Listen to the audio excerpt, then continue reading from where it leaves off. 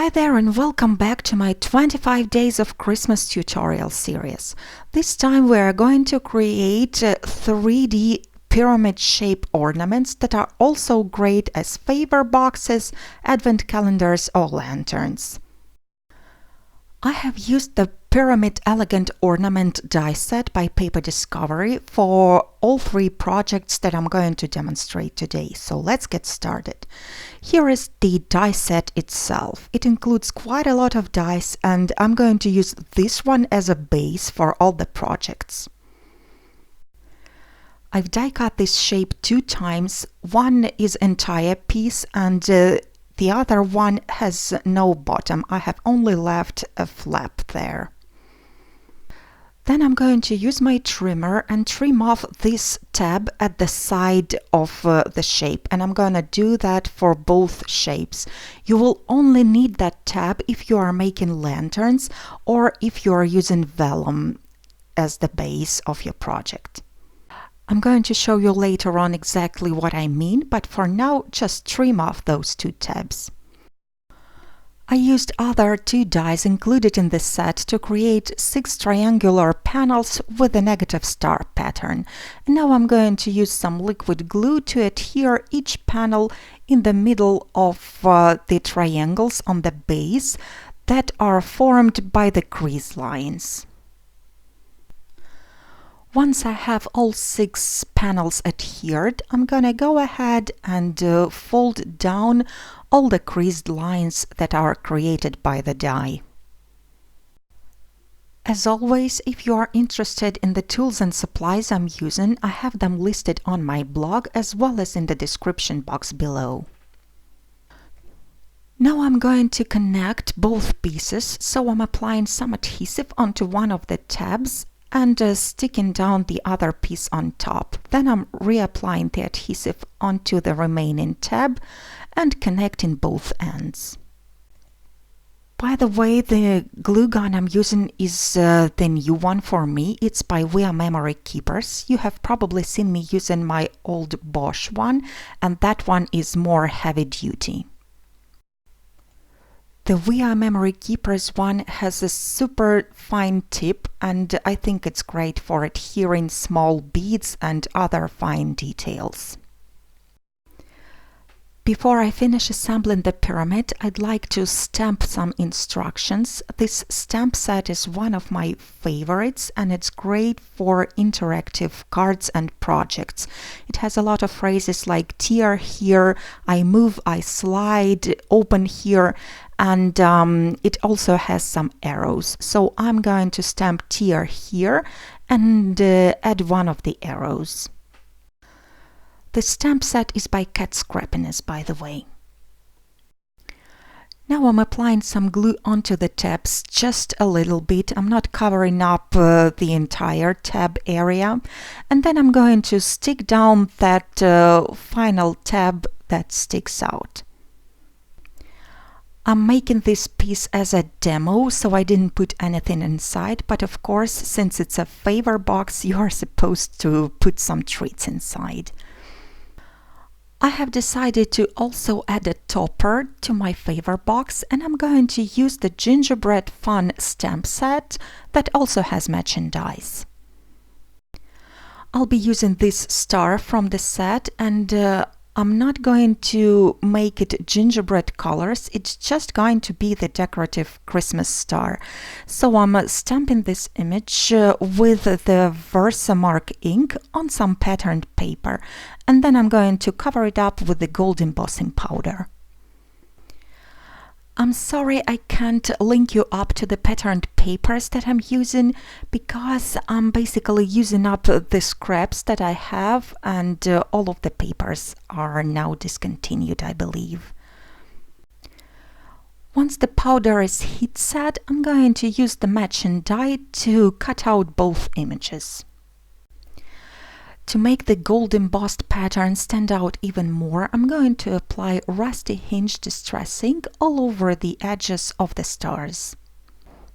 To create a topper, I will also need a wooden toothpick, so I'm applying some liquid glue onto one of the stars at the wrong side. I'm placing the toothpick on top And then I'm attaching another star on top, and I'm holding down the die cut until the glue really bonds the two pieces together.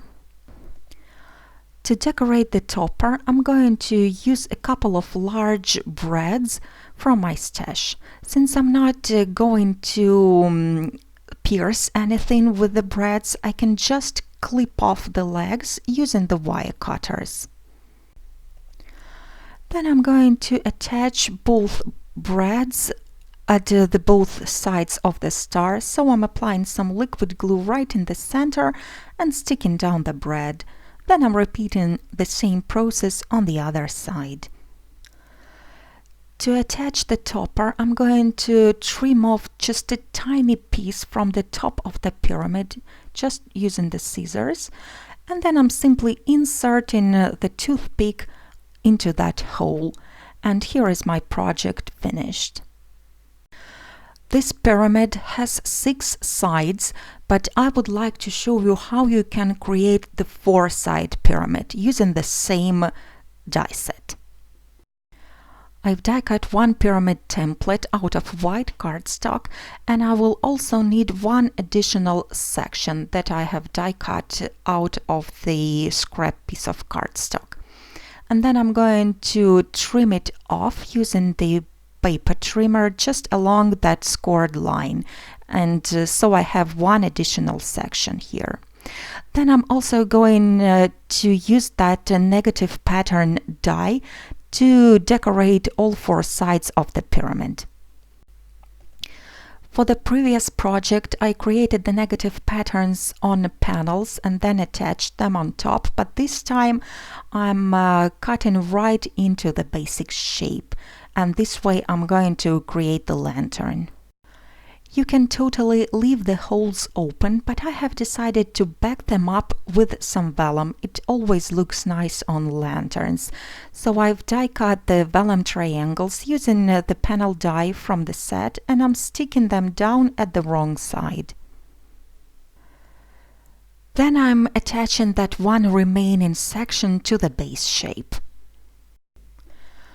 When you are making boxes, it's always better to use strong adhesive, either a liquid one or a glue gun or an extra strong tape adhesive. To create the 4-side pyramid, I have to trim down the hexagon bottom to the square shape. I'm connecting the top corner of the pyramid with the bottom one, just like that, and then I'm cutting along that line. You can also draw that line with a pencil and then use your scissors to cut it out. Each side of the pyramid is 2 inches wide, so now I have to trim down the bottom part of the pyramid to 2 by 2 inches. So this is how you create the base for the 4-side pyramid. Now we just have to assemble it. I'm folding down all the creased lines using the bone folder, and then you have to adhere all the tabs. But I only did it for the demonstration because since I'm making a lantern, I don't need a bottom at all. So I'm going to trim down the bottom part as well as all the bottom tabs. I'm just trying to show you as many options as possible so that you can use this die set to its full capacity. And there is one more trick that I wanted to show you. You can see that this time I left both tabs at both sides. I'm applying adhesive onto one of them, and then I'm sticking both tabs together, just like that. I hope you can see, but this way the tab is not attached to the side of the pyramid. It's kind of sticking out inside of the pyramid, and this way when you're lighting up a tea light inside, you won't be seeing that line. Then I also added the topper just like I did before. This time I used another star from Gingerbread set, as well as some silver embossing powder and a couple of gems. So this is what my little lantern looks like. It's just the right size to place a tea light inside. So this is a 4-side pyramid, but I would also like to show you how you can make a narrow 3-side pyramid. This one is going to be a hanging ornament. So I've die cut 2 shapes out of brown paper, and I have also created 6 panels out of patterned paper and stuck them down. Now we have to trim down the hexagon base to the triangle one. This is very simple. You just have to connect the 2 opposite corners just like that, and this triangle is exactly what you need, so I'm using the scissors to cut it out. If you want it to be a standing pyramid ornament, you just have to assemble it like we did before. So we are folding down all the tabs and then you can stick them down. But since I want it to be a hanging ornament, I'm going to act differently. So I'm basically trimming off that triangle bottom, only leaving a short tab. On the other piece, I trimmed down the bottom tabs completely. Then I'm cutting off the very top of each of little pyramids, just like I did to attach the toppers. This time I'm doing it to attach the loops later on. So now I'm applying some adhesive onto one of the tabs and I'm connecting both pieces. To create the loops, I'm going to need some thick twine. I'm tying it up and creating the knot just like that. So I have the loop with a thick knot that is going to prevent the twine from sliding off. Then I'm attaching the glue onto one of the tabs, and before sticking it down, I'm placing my loop inside the pyramid. Then I'm holding down the paper for a few seconds until the glue sticks. The loop at the bottom is going to hold a charm. I have created one myself out of 3 jingle bells and some chains. So I'm simply feeding the twine into that charm and then tying a knot. Those bells do jingle, by the way, so this way the ornament is going to be a bit interactive too. Then I'm applying the glue at the tab just like I did on the other side of the ornament, and I'm sticking it down. All there is left to do now is to stick down the 2 remaining short tabs. So again, I'm applying some glue onto them and holding down the paper until the glue sticks. Of course, this hanging ornament can also be a 4-side or a 6-side pyramid. So let's have a look at all 3 projects that we have created today. I hope you enjoyed this tutorial. Thank you so much for watching. If you have any questions, please don't hesitate to ask them in the comments below. And I hope to see you next time for the project number 8. Have a beautiful day.